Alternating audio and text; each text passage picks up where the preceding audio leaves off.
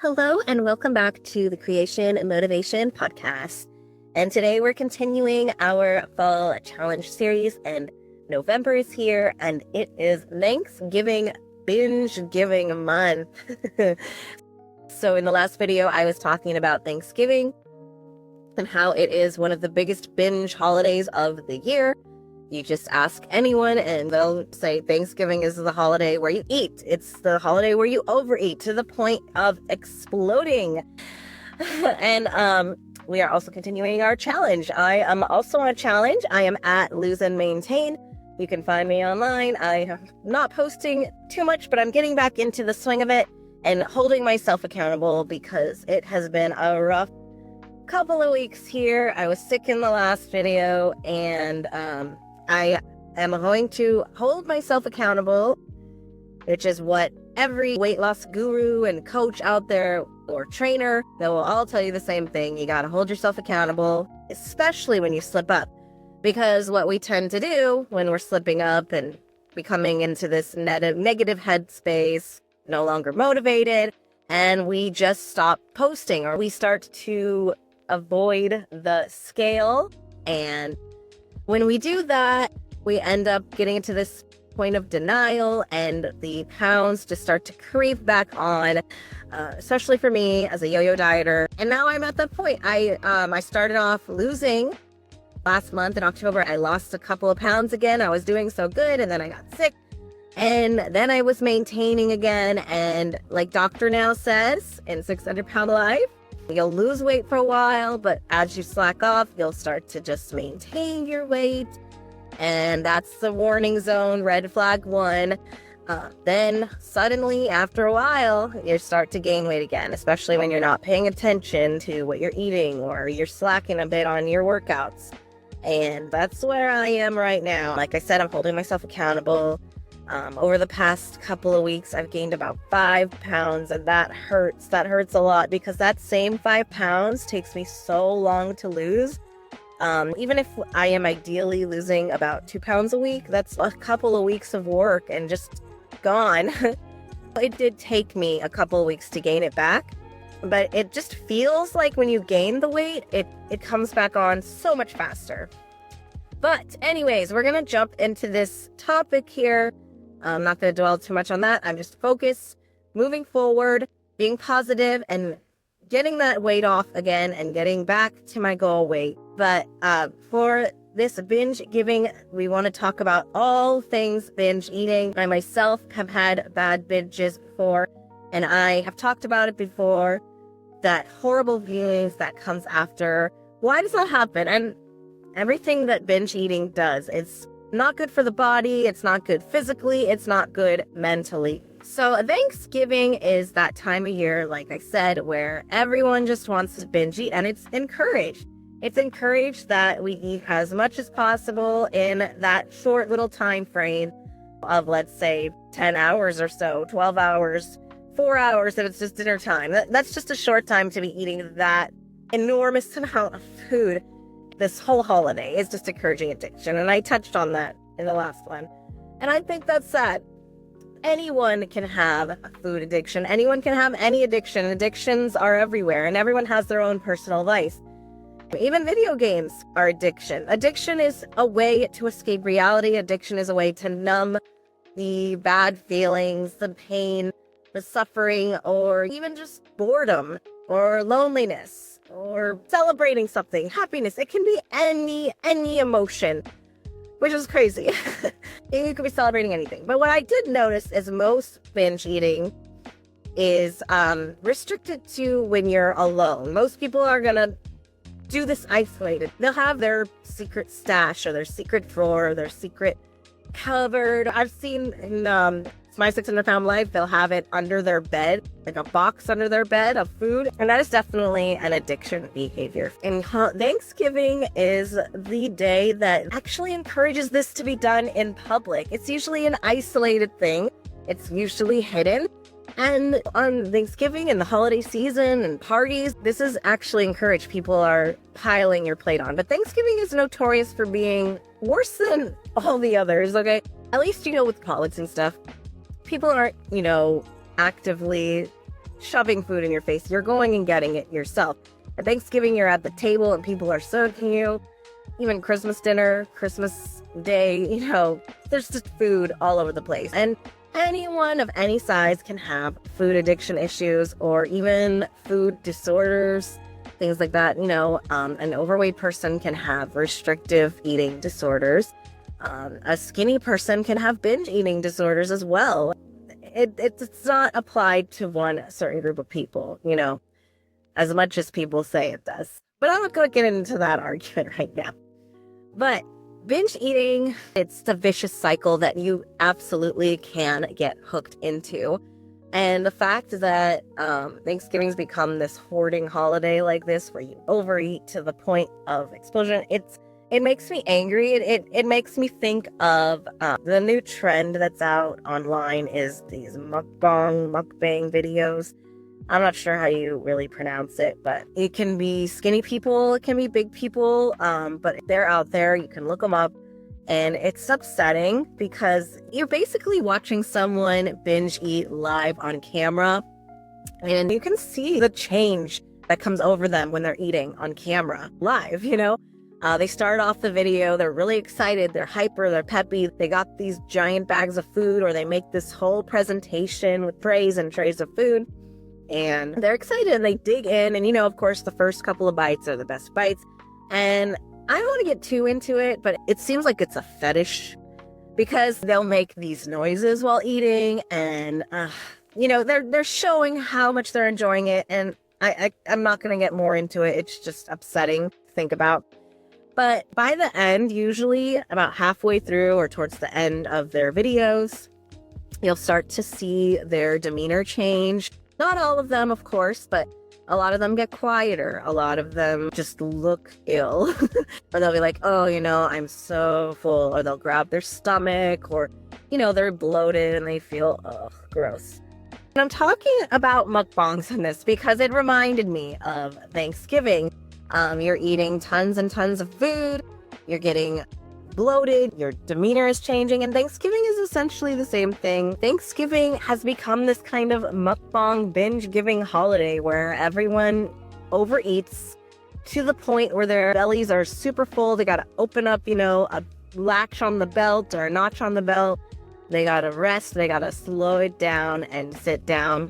And it's a shame just how bad binge eating is for you and all the effects of it, because I've gone through them as well. And even though I know about these effects and I go through it every single time, I still continue to do it. But still, it's good to remind ourselves just how bad it is. So I was reading about binge eating and why it's so bad for you. So binge eating is you stuff yourself to the brim. And I read online that the stomach can hold about 1 quart's worth of food, liquid, whatever have you, stomach acid, all of that stuff. But when we binge eat, it can actually stretch it, 3 times as much, 2 to 3 times as much, which is crazy. I read it was like you're filling it with 2 2-liter bottles. And that's just a crazy amount if you think about it. Just stretching your stomach. And I didn't used to think the stomach could stretch. I used to think it was kind of a myth that people used, an excuse that they use to say they're hungry all the time. But now I sometimes wonder if that's happened to me. But on, 600-Pound Life, Dr. Now even tells them, they got to be careful after their surgery, because if they do start reverting back to how they ate before, they're going to slowly stretch out their stomach again, even though they did this supposedly permanent surgery that reduces their stomach to, this tiny little size. Over time, it can slowly stretch back to normal again. That's just kind of the cool thing about the human body, is that some things can just kind of revert back to normal. But, when it comes to trying to solve a food addiction or food disordered eating, it's kind of not good, because it can go back to normal. You can slip up and you can go back to that binge eating that you used to do in the past, which it's just linked to your mental side, because there's people that go their whole life without binge eating issues because they have a good mental therapy or a good mental head on their shoulders. So yeah, you can definitely stretch your stomach. And when you do that though, you will definitely have a ton of physical reactions to it. The bloating, of course, your enzymes go crazy, your digestion slows down, you get the bloating, you get the blood sugar and the spikes and all of those things. And of course, fatigue, you feel tired and just messed up overall. Think about the people who are, fit, and when you're a child as well, your stomach is a certain size and it's small, and you can't eat a whole ton of food at once. It takes time for this to happen. You have to overeat over an extended period. Then when your stomach gets used to that amount, you switch it up and you want more because you want that full feeling. Especially when it becomes an addiction, you get addicted to binge eating. You get addicted to being full in a way. It's like you're filling this empty void. You're filling this pain in your head, but you're using your stomach, So over time, you slowly stretch it out, and you can't eat the same amount that a 600-pound person is eating right now unless you build it over time. Then you can. And, I wonder, can you slowly shrink it back? I don't know if that's possible. That's why we have the surgery, right? But let's get into those horrible effects. So when you binge eat, you're overfilling that stomach, that quart stomach. And we have these natural receptors that signal the brain when we are full. But over time, as we binge eat, we're kind of just ignoring those receptors, and it gets easier to ignore every time. And pretty soon, you're barely getting any receptors or any signals going to your brain at all. And really quick, I'm just talking casually. I'm on a journey as well. So definitely, if you want to learn more about this, do some searches, go to some accredited websites and read about it. It's really interesting and fascinating. And when I find time in my hectic mom lifestyle, I read about this as well. And it's good to know, because the next time you binge or the next time you're having a bad moment, you'll kind of think back to it. And it's a way to just motivate yourself and educate yourself and move forward with your journey. So yeah, ignoring those signals are not good. I tell my kids this all the time and they get mad at me about it. But whenever they're eating and they say, "Oh, Mom, I don't think I can finish my plate," instead of telling them they have to finish their plate, I just say, "Great job, you're listening to your hunger signals." And they're like, "Mom, that's so embarrassing." I don't know why. It's just, as a mom, I'm embarrassing now. But yeah, it's important for them to learn that they can stop eating. They don't have to overeat. They don't have to fill up on that plate. And the next time I try to give them a little less. I am a guilty mom for that, where I fill their plate up too much. And I'm trying to, balance it out so that they get enough, but telling their brain that they're full at a certain time and they're not stretching out their stomach, right? Now, your receptors usually signal your brain after about 15 to 20 minutes. That's why they say it's really, really important that you eat a little slowly. My kids love to eat quick. I try to tell them I always eat slowly, but that's because I do have food issues, and I know it's going to sound weird, but I am just obsessed with really enjoying my meal and taking my time and eating slowly to feel that taste and that flavor. I know it's weird, but I'm trying to teach my kids to enjoy your food and slow down, because after that 15 to 20 minutes, you'll get the signal that, okay, you're good, you're done. And also, of course, drink water, have a drink, low calories if possible, and be drinking that as well. It'll fill you up, you'll enjoy the food more, and you won't have those after effects like bloating. If you binge too quickly, you binge really fast before those 15 to 20 minutes are up, this delays emptying of the stomach. Your stomach just gets uncomfortably full. The food plus gas, there's also gases in your stomach, they're all building up. They're causing this awful pressure, this bloating. It's not good. It pushes on your diaphragm muscle, and it's below your lungs, and it controls your breathing. And it's, for singing and stuff too, talking, all of that. And so you're pushing on your lungs. So it becomes hard to breathe. You end up going into this food coma, and you end up on the couch or on the chair, and you just cannot move. You feel so bad. You feel physically ill. It's like you're poisoning yourself in a way. Your stomach's all bloated, you feel sick, you feel heartburn maybe because the food is so full that it's coming up your esophagus again. You feel a headache too. Your blood sugar is going crazy. You feel nauseous because it's just too much. As far as blood sugar, I talked about this in the candy video, in the October videos. You get this large blood sugar spikes because you're eating a ton of processed food, which, as we talked about before, processed food has sugar in it. Your insulin has a huge insulin response because you're having this glucose intake and it spikes really fast. Your body panics and releases tons of insulin, and then lo and behold, a couple of minutes later, that blood sugar will drop way too quickly, usually below normal even.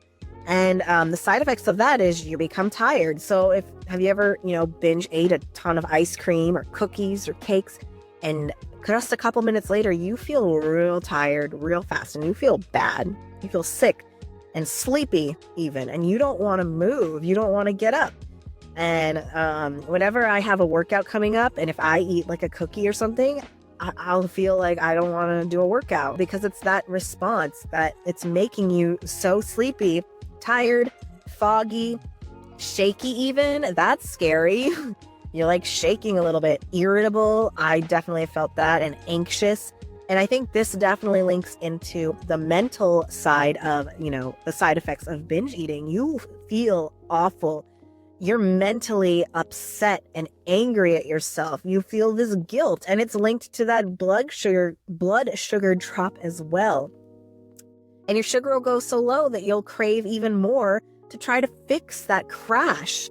It becomes this endless loop where you have to eat to fix your blood sugars. And I'm not going to get into this, but years back, there used to be this thing where people would say, oh, my sugars are low, whenever they were talking about, overweight people, because it's exaggerated for sure. But it's true. If your sugars get low, especially if you're diabetic, you do have to kind of eat something to fix it. So when that happens on a regular basis, it becomes this kind of loop, this kind of dangerous cycle where, you binge eat, you feel really bad, you got to eat something again just to fix it and feel better and be able to function again. And that just becomes a huge weight gain cycle, and it just keeps going and going and going. And as far as the mental side of it, that guilt is the most painful guilt you could ever feel. I can't tell you how much I beat myself up after binge eating, and it's usually within minutes. First of all, your dopamine and serotonin surges when you're eating. You get really excited, like I said with those mukbangers. You get excited and peppy because you got this food in front of you and you're just loving it. And then when you eat, they drop dramatically along with the blood sugar drop. Even though you ate this food just to temporarily numb your feelings, numb the pain, you ate all this food for it. It was just temporary, okay? And it was not worth it. The guilt will set in. Then guilt and shame takes over. And instead of just feeling the other feeling you were feeling before, like loneliness, sadness, boredom, instead of just that, now you have both. You have the boredom, the sadness, the loneliness, and on top of that, you have the guilt and shame, and it just makes it twice as bad. Oh my goodness. So let's try to end this on a positive note. This subject is not positive. It is a real disease that's out there. This addiction has become a disease. It's a binge disease. And we see it everywhere. We are so overweight now. People in the US especially are coming to the point where it's over a third of people are overweight or obese. And that's just not right. It's not right. So there is something going on with apps like DoorDash and things like that. It's becoming so easy to just have food delivered to you and fueling people's addictions with these online things, mukbangs. I'm sorry. I know people like them. People like it's like eat with me kind of thing where they're lonely and you eat together. I don't know. I just don't like it. I try to like everything. I try to be neutral, but there's just something about it that it's off to me. But to end this on a more positive note, you can enjoy Thanksgiving. And in the next video, we're going to talk about getting through Thanksgiving. It's very similar to, going on vacation and stuff, but there are ways to get through it and to still lose weight and to still feel good about yourself and to finish the meal without feeling like a bloated balloon, and tired and sad and upset. You can get through it, and you can get through any holiday with a little planning ahead, a little bit of self-discipline, because remember, you are your own biggest cheerleader. I have said it before and I will say it again. You got to cheer yourself on. You can have friends, you can have trainers, you can have people on your side pushing you. But as you see in shows like Biggest Loser and shows like 600 Pound Life, you can have a whole team of people pushing and helping you. But if you yourself don't want to change like those people in those shows, you will not make it and you will just gain weight, as shown in the shows. Okay, go watch them. They're really good. I watch them when I'm working out all the time. So be your own biggest cheerleader. Do something small for yourself today. Plan ahead for the holidays. Make a list, write it down or type it out. Like the act of actually writing things out is so good for your mentality, and it'll stick in your mind more, and you'll be probably, I don't know the exact number, but maybe 10%, 20%, 50% more likely to do it. So yeah, have a great day. Do something small. Progress is progress. Happy goal getting. Bye.